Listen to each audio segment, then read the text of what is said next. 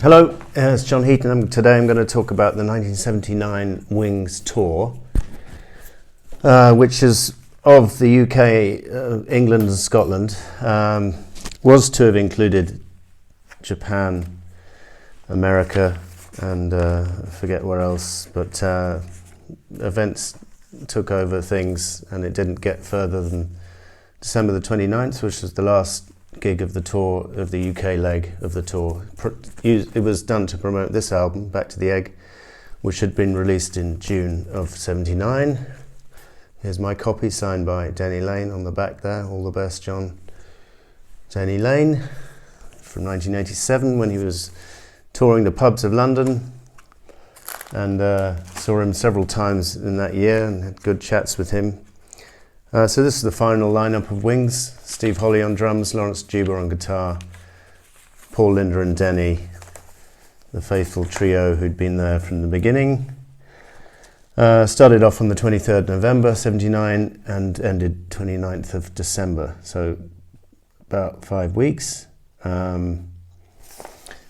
We have the venues, and what's interesting about the venues here is he's not just doing stadiums or big venues. It's quite an interesting comparison to the '76 tour in that respect, because '76 tour was obviously a triumph, commercially the most successful tour of Paul's career, and I think he said at the time of this tour it was a bit of a come down, or a bit anticlimactic, going out again, and Back to the Egg hadn't sold tremendously well. It had got to the top 10, but it wasn't a monster hit.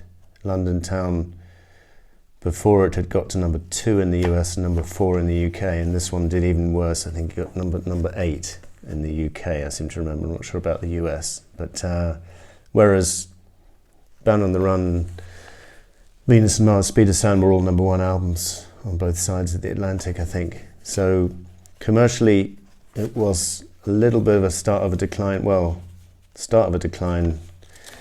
This was the last Wings album, so we'll never know. Paul went solo. One of the reasons he went solo is because of the commercial side of things, perhaps.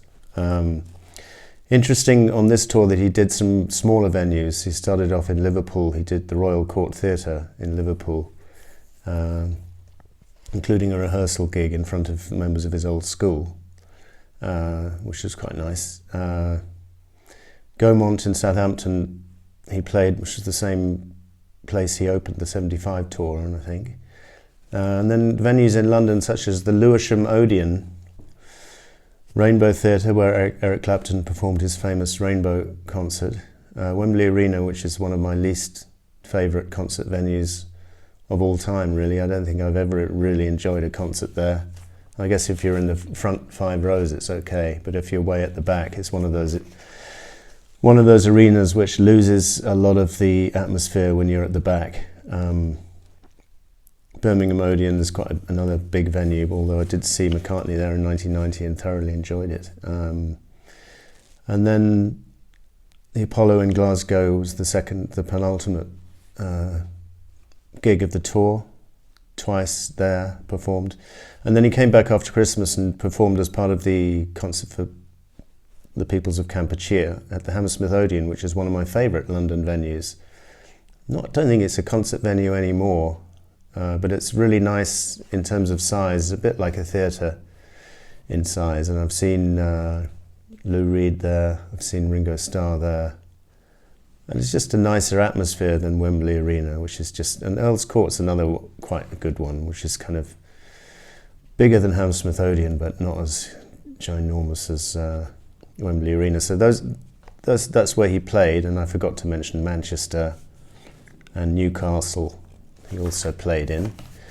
And the other thing interesting about this tour, and you know, Paul was apparently, after one gig, Steve Holley, the drummer, came up to him and said, "Oh yeah, good gig, eh, Paul?" And Paul said, "No, it sucked."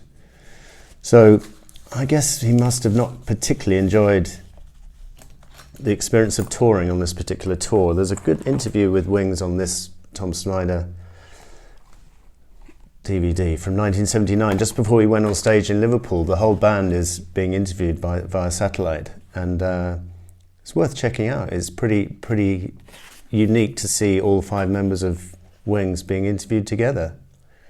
I think it's all 5. Maybe Steve Holly's not there, but Lawrence is answering a few questions, as is Denny, Paul and Linda, and Tom Snyder's being his usual charming self, and it's a very good interview. I really enjoyed it. So going back to the set list, 22 tracks, and would you believe it, only 4 of them are Beatles tracks. So it's even more solo oriented than well, he started off with Wings in 72 doing no Beatles tracks at all, and then in 73 the same, and I think it was not until 75 where he decided he'd include a few Beatles tracks in the set, and I think on Wings Over America there were 5 or 6 from memory, but here there's only 4. The only 4 Beatles tracks performed are Got to Get You Into My Life, Fool on the Hill, Let It Be, and Yesterday. And then, so we've got a glorious, with hindsight, and at the time, I guess, a glorious amount of contemporary material. One would die for Paul to do a concert of, well, we wouldn't want him to do the whole of Egypt Station, I guess, but I would have died for him to do some of his more contemporary material rather than going back to Beatles stuff, which he's tended to do for the last 20 years. And certainly if I was seeing Wings in the 70s, I would not have had a problem with this kind of set list. After all, I grew up with Wings. I discovered Wings, if you like, before I discovered the Beatles. So those 4 tracks from the Beatles, then you've got 5 tracks from Back to the Egg, the current album, Getting Closer, Spin It On, Arrow Through Me, Again and Again and Again, and Getting Closer. Or did I already mention Getting Closer? I think that makes 5. And then coming up was going to be a single a few months later, and the B-side of the single in April 1980 was this live Wings version recorded in Glasgow, so that was contemporary. I've Had Enough from the previous year's London Town. You had Mile of Kintyre, which was about 2 years old, single from 77. Good Night Tonight, which was a single earlier from 79, so contemporary. And then 3 tracks from the McCartney album, Maybe I'm Amazed, Every Night, and Hot as Sun, the instrumental. 2 tracks from Band on the Run, the title track, and No Words. 1 track from Speed of Sound, and this has to be questioned as the weak link on the set list. God knows why they put Cook of the House on the set list, but they did. I wasn't at the concert, but I imagine that was probably not a highlight, although it's a fun-ish number, I suppose. But Linda barely manages to sing it well on record, so God knows what it's like live. Nothing from Ram, nothing from Wildlife, nothing from Venus and Mars, nothing from Red Rose Speedway, interestingly. In fact, he wasn't to play anything from Ram for years and years and years, and then just recently in the last 10 years he's started doing Too Many People and Ram On occasionally. So that's interesting. What else can we say? Yeah, this is the Kampuchea album, which is the only official release from this tour, which features, along with Paul McCartney and Wings, The Clash, Elvis Costello, Ian Dury, Pretenders, Queen, Rockpile, Dave Edmunds, Nick Lowe, The Specials, and The Who. So The Who take up the whole of side 1. Those other bands I mentioned take over sides 2 and 3, and then Paul takes over sides 4.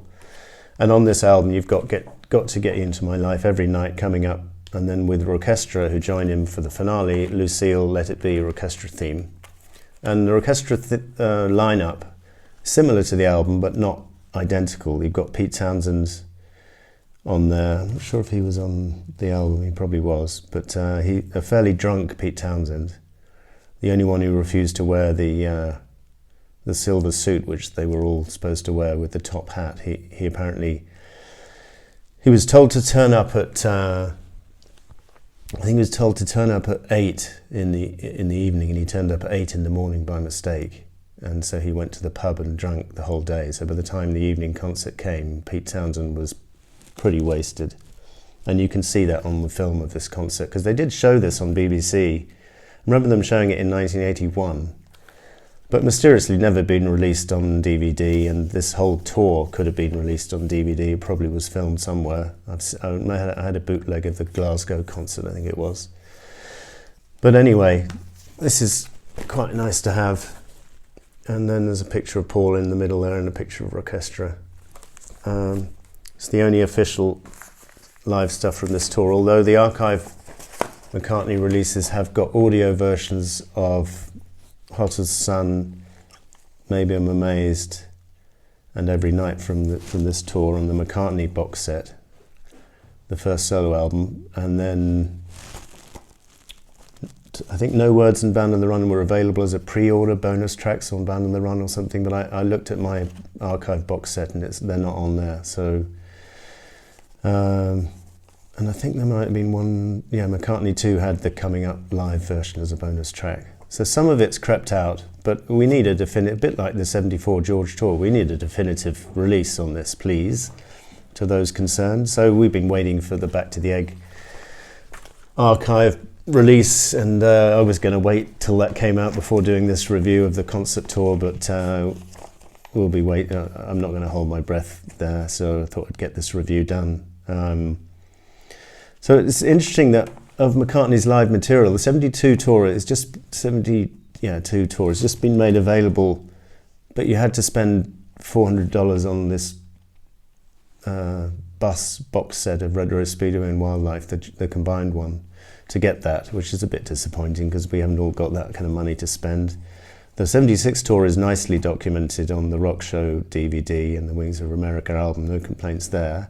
The 1975 tour, I've seen quite a good copy Australian, from the Australian leg of the tour, bootleg. 73 tour, all we have is this very amusing Bruce McMouse thing, but again, only as part of the Red Rose Speedway box set, which was not cheap at all.